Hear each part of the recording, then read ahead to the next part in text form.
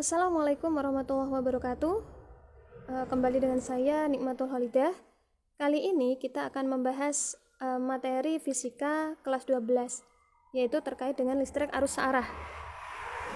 Langsung saja kita simak penjelasan selanjutnya.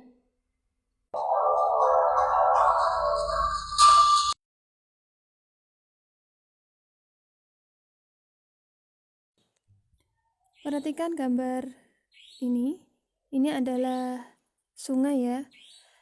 Sungai bisa mengalir dari tempat yang tinggi ke tempat yang rendah. Begitu juga listrik. Listrik terjadi karena adanya muatan yang mengalir dari potensial tinggi menuju potensial yang lebih rendah. Perhatikan ilustrasi tersebut.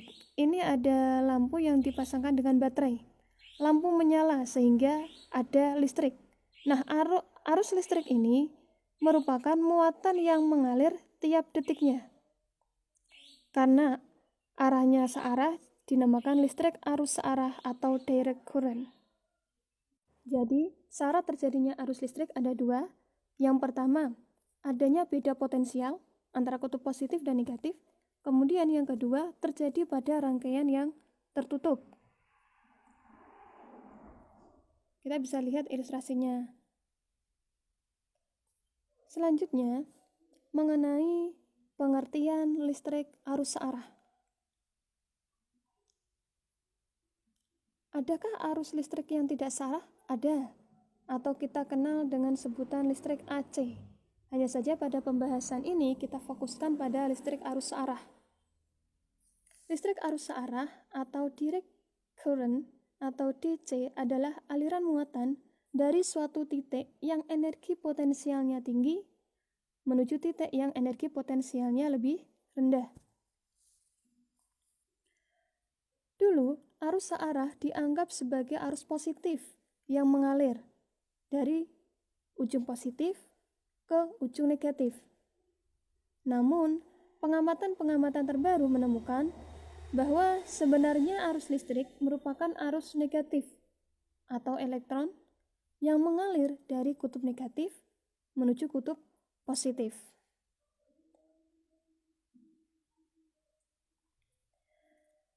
Aliran elektron ini menyebabkan terjadinya lubang-lubang bermuatan positif yang tampak mengalir menuju negatif.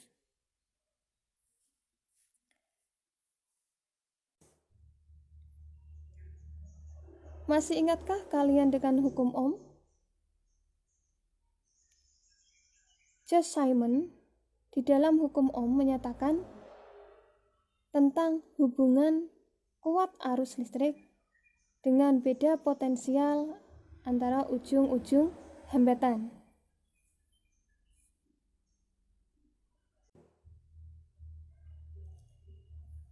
Jika ada beda potensial baterai antara dua titik dan dihubungkan melalui penghantar, maka akan timbul arus listrik. Penghantar tersebut dapat diganti dengan resistor, misalnya lampu. Berarti jika ujung-ujung lampu diberi beda potensial, maka lampu itu dialiri arus listrik. Ini adalah animasi arah arus listrik searah. Kemudian, terkait dengan hukum Ohm, kalian bisa lihat gambar di sini.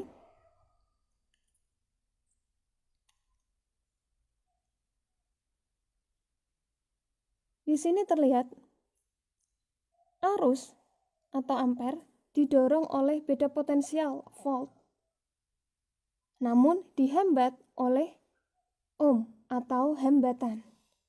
Jadi yang mendorong arus adalah beda potensial, namun yang menghambat adalah hambatan.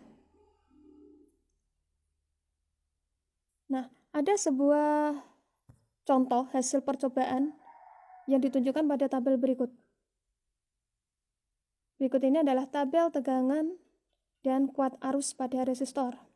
Bisa dilihat, ketika tegangannya nilainya 16, maka kuat arusnya adalah 0,8. Ketika tegangannya 12, arusnya 0,6. Ketika tegangannya 4, arusnya 0,2. Jadi bisa kita lihat, ketika tegangannya semakin besar, maka arus yang dihasilkan juga semakin besar. Ini menunjukkan antara tegangan dan arus sebanding.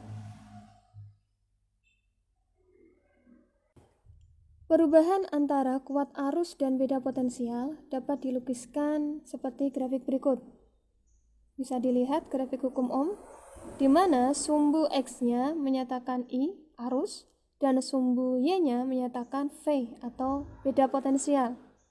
Kemudian garis miringnya itu adalah konstanta sebanding atau konstanta kesebandingan, yaitu R, hambatan.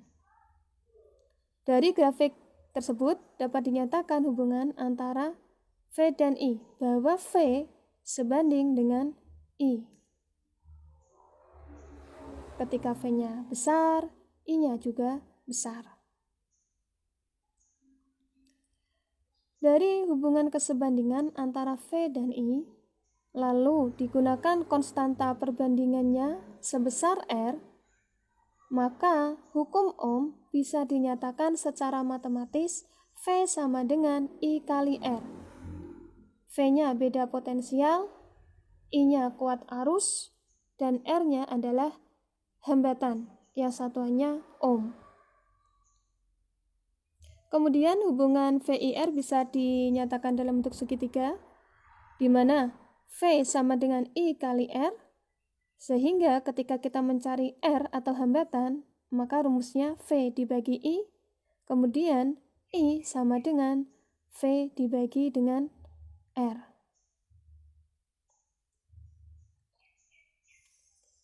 Ini adalah gambar terkait dengan hubungan VIR seperti yang tadi sudah. Contoh soal, di dalam suatu rangkaian tertutup, sebuah hambatan sebesar 3 ohm dirangkai dengan sumber tegangan 9 volt. Tentukan besarnya kuat arus yang mengalir. Diketahui R sama dengan 3 ohm. Kemudian, beda potensial atau tegangannya sebesar 9 volt. Nah, yang ditanyakan adalah kuat arus listrik, yang disimbolkan dengan huruf I.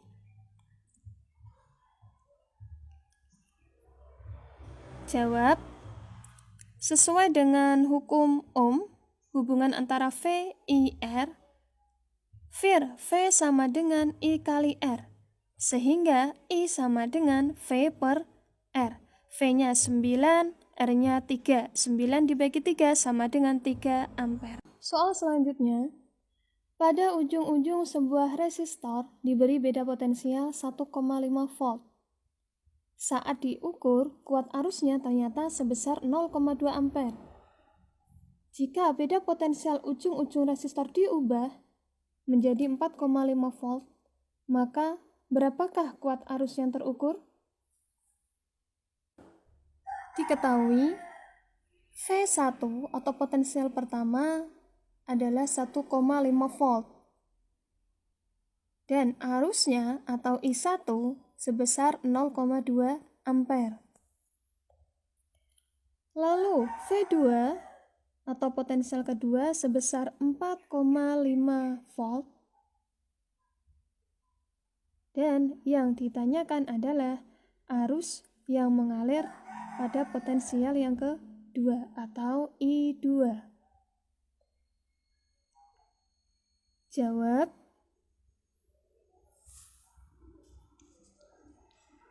R sama dengan V dibagi I. Ini sesuai dengan hukum Ohm. Sehingga kita masukkan saja V-nya 1,5 dan I-nya 0,2. Nilainya adalah 7,5 ohm. Nah, di sini antara R1 dan R2 nilainya adalah sama, yaitu 7,5 ohm.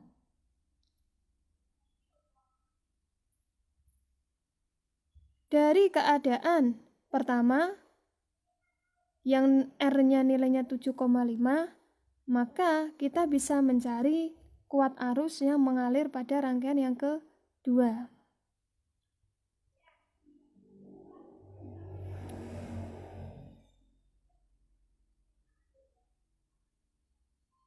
Sesuai dengan hukum Ohm juga, I sama dengan V dibagi dengan R.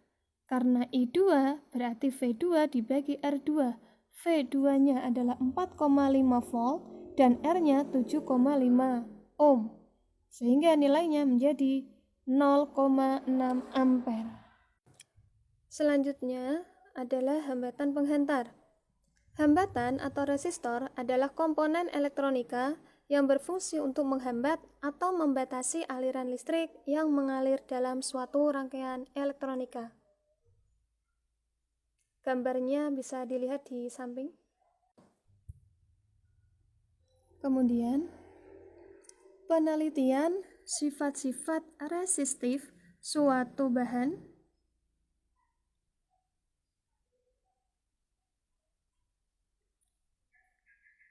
Ternyata, semua bahan di alam memiliki hambatan,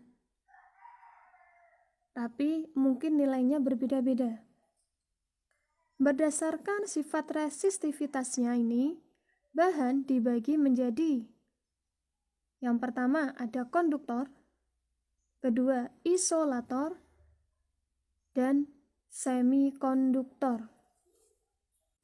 Dari sifat-sifat yang dimiliki, maka konduktor banyak digunakan sebagai penghantar. Bagaimana sifat hambatan penghantar itu? Melalui eksperimen, hambatan penghantar dipengaruhi oleh 3 besaran sebagai berikut. R sama dengan Rho kali L dibagi A, di mana R adalah hambatan listrik, satuannya ohm, L panjang kawat penghantar, meter, Rho hambatan jenis, ohm, meter, kemudian A luas penampang penghantar. Di sini biasanya luas penampang adalah luas penampang lingkaran, karena penghantar biasanya permukaannya adalah berbentuk lingkaran. Terkait dengan Rho atau hambatan jenis, ini adalah tabel mengenai beberapa hambatan jenis bahan. Ada perak, tembaga, emas, aluminium, dan seterusnya. Bisa kita lihat, perak memiliki hambatan jenis yang paling kecil, sehingga bahan yang paling bagus untuk atau sebagai konduktor adalah perak. Bisa mengalirkan arus listrik yang lebih baik. Namun, kebanyakan kabel yang kita gunakan sehari-hari atau yang digunakan dalam rangkaian listrik adalah tembaga. Kenapa? Karena tembaga lebih murah daripada perak. Contoh soal. Sebuah penghantar terbuat dari tembaga yang memiliki panjang 2 meter dan luas penampangnya 1,5 mm persegi. Jika penghantar tersebut memiliki hambatan jenis 7,5 kali 10 pangkat min 3 ohm meter, tentukan besar hambatan penghantar tersebut. Untuk penyelesaiannya, diketahui panjang penghantar sebesar 2 meter, kemudian luasnya adalah 1,5 mm kuadrat, kemudian satuan milimeter ini kita ubah menjadi meter, menjadi 1,5 kali 10 pangkat min 4 meter kuadrat. Kemudian Rho atau hambatan jenisnya 7,5 kali 10 pangkat min 3 ohm meter. Ditanyakan R-nya atau hambatannya. Jawab. R sama dengan sesuai rumus tadi, yaitu Rho dikali dengan L dibagi dengan A. Sama dengan, kita masukkan nilainya 7,5 kali 10 pangkat min 3 dikali dengan 2 dibagi dengan 1,5 kali 10 pangkat min 6.